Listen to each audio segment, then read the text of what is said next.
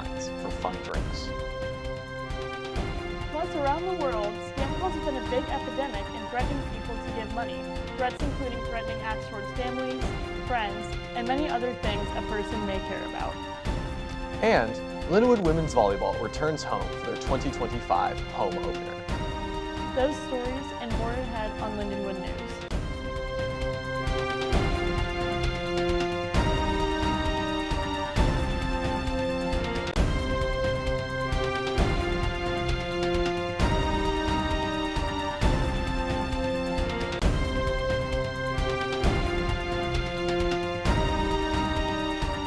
Welcome to this edition of Lindenwood News. I'm Truman Griesel. And I'm Reagan Etnier. A new drink establishment has finally opened and is all about soda. The popular Utah-based soda chain Swig has officially opened its doors in St. Peters, bringing a trend called dirty sodas to the area. We tagged along with Lindenwood student and friend of the show, Molly Berenson, as she experienced Swig for the first time and got her first taste of a dirty soda. For Molly? Yes. Okay, Perfect. Thank you. Thank you so much.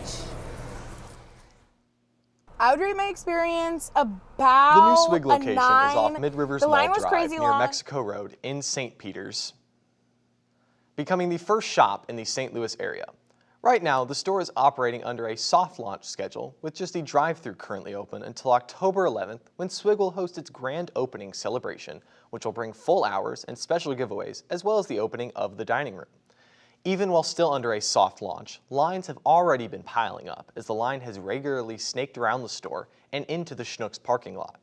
Swig has made popular the term dirty soda, which starts with a soda base, anything from Coca-Cola, Diet Coke, Dr. Pepper, root beer, or Sprite, then gets mixed with flavors like coconut, vanilla, raspberry, strawberry, or lemonade, adds fresh fruit purees, and finishes with a splash of cream. Swig also offers what they call loaded waters. Those are flavored water drinks infused with fruit and sweeteners for those looking for non-carbonated drink options. I would rate my experience about a 9. The line was crazy long, but that wasn't necessarily their fault. But overall, the drink's amazing, and they got us in and out in like less than 10 minutes. It was amazing. Swig also offers its own unique snacks to pair with your drinks, with their popular pretzel bites, pink frosted cookies, and mini chocolate chip cookies. Swig offers their own seasonal items, currently offering their own pumpkin spice and cinnamon themed drinks and mini pumpkin chocolate chip cookies to celebrate the fall season.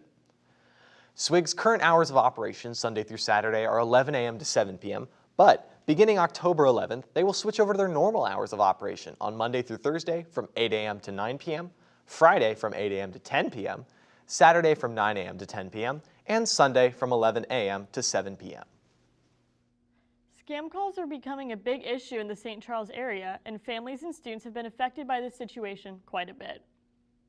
Around the world, scam calls have been a big epidemic in threatening people to give them money. Threats been including bad acts towards their family, friends, and many more things a person would care about. Recently in Missouri, a PSA announcement was released via email about scam calls going around and threatening families to give them money or other things and tricking them into thinking they have someone, whether that be a daughter, son, father, mother, or friend. They're able to use their voice and information to do this. Experience with scam phone calls is that my dad got a phone call saying that I had hit a car and that they had kidnapped me. And they used AI to generate my voice, and it was me saying, "Dad, help, and they demanded $10,000 to get me back. And the scary thing about this is that my dad thought it was completely real. Obviously it's not, and I'm okay, but it was still pretty scary. Casey is a prime example of how this scam call can not only affect the victim, but also the family of the victim. People have shown up to the scene and experienced the trauma of the family's reaction, even if it was a false alarm. Hello, I was one of the responders to the scene of this incident. We were dispatched out for a female who had been kidnapped and was being held hostage.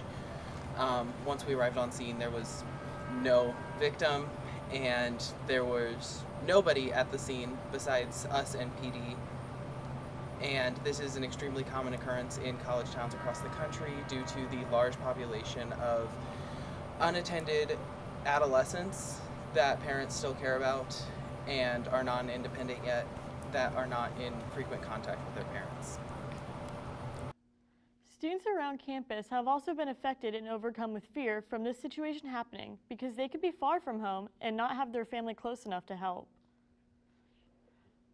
Lindenwood students and staff, please be aware of your surroundings and let family and friends know what is going on. Also, know this could happen to anyone anytime. Stay safe out there, Lions. With fall sports well underway here at Lindenwood, there's been one sport that has been the odd man out in terms of not having played a home game yet. That changes tonight as the Lindenwood women's volleyball team finally plays their first game inside Highland Arena here in 2025 as they welcome the University of Tennessee at Martin Skyhawks to town. Lindenwood women's volleyball is coming off its best season as a program that saw them claim their first ever Ohio Valley Conference championship in program history. Autumn Bax, the reigning OVC Freshman of the Year, returns after notching 329 kills in her debut season, while Ashley Gluck leads the front row again alongside Jade Roth. Defensively, Dana Gribb and Lexi Meny return to anchor the defense, and freshmen Kylie Ritchie and Shannon Monahan are talented youngsters that have joined the group of veterans.